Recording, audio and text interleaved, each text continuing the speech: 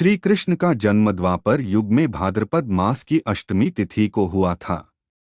काली अधियारी रात में जन्मे कृष्ण की अनेक बाल लीलाएं प्रचलित है। धरती पर उनका जन्म बहुत से मनुष्यों और दानवों का उद्धार करने के लिए ही हुआ था, जिसमें से कुछ कहानियां बेहद प्रचलित है। कृष्ण के द्वारा की गई बाल लीलाओं और अनेकों सुर, असुर और मनुष्यों के उद्धार के आधार पर अनेकों नाम भी हैं। माधव, केशव, अच्युत, वासुदेव, नंदलाल, देवकीनंदन, गोपाल, गोविंदा, हरि, द्वारिकाधीश आदि नाम भगवान कृष्ण के ही हैं। भगवान कृष्ण ने पैदा होने के साथ ही लोगों का उद्धार करना शुरू कर दिया था। वो कृष्ण ही थे जिन्होंने कौरवों के साथ युद्ध में पांडवों का साथ दिया था और पूरे युद्ध में अस्त्र न उठाने का प्रण किया था। लेकिन महाभारत युद्ध के अतिरिक्त भी केशव ने अनेक युद्ध लड़े और असुरों को मृत्युलोक से मुक्ति दिलाई।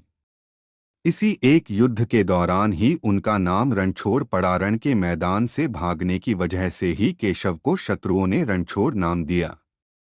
लेकिन ऐसी क्या वजह थी जिसकी वजह से सर्वविदित अनंत देवाधिदेव अपराजित अनिरुद्ध को युद्ध छोड़कर जाने की जरूरत पड़ गई? तो चलिए जाने भगवान कृष्ण के जीवन की ये अद्भुत कथा। भगवान श्री कृष्ण से मगध के राजा जरासंध को बड़ी ही नफरत रहती थी। इसलिए एक बार जरासंध ने श्री कृष्ण को युद्ध के लिए ललकारा।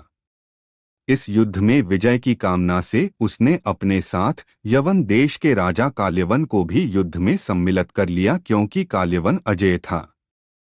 उसने भगवान शंकर को प्रसन्न कर वरदान प्राप्त किया था, जिसके अनुसार ना तो कोई चंद्रवंशी और ना ही सूर्यवंशी उसे मार सकता है, ना ही कोई अस्त्र मार सकता है और ना ही कोई अपने बल से उसे परास्त कर सकता था। भगवान शंकर के इस वरदान की वजह से ही काल्यवन खुद को अजेय समझता था। इसलिए जरासंध के कहने पर काल्यवन ने मथुरा पर आक्रमण कर दिया। सर्वज्ञाता भगवान कृष्ण को इस बात का पहले से ही पता था कि काल्यवन को परास्त नहीं किया जा सकता। इसलिए उन्होंने लीला रची और युद्ध भूमि से भाग गए, जिसकी वजह से ही उनका नाम रणछोड़ पड़ा।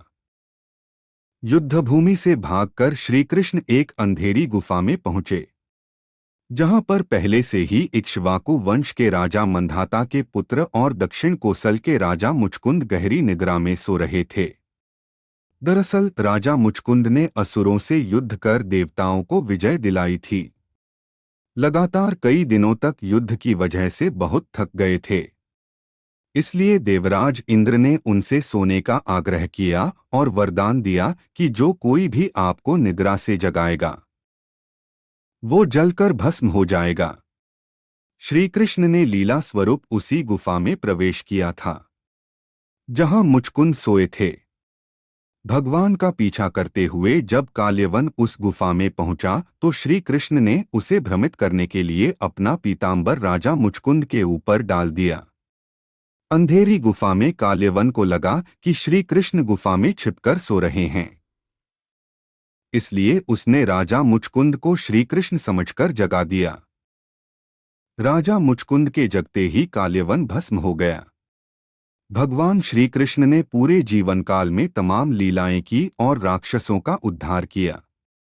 यह लीला भी इसी में से एक है, जिसके बाद उनका नाम रणछोड़ पड़ा। महाभारत में अर्जुन को श्रीमद्भागवत का उपदेश देते समय भगवान श्री कृष्ण ने कहा है कि संसार में जो कुछ भी घटित होता है उसमें मेरी ही इच्छा शामिल होती है।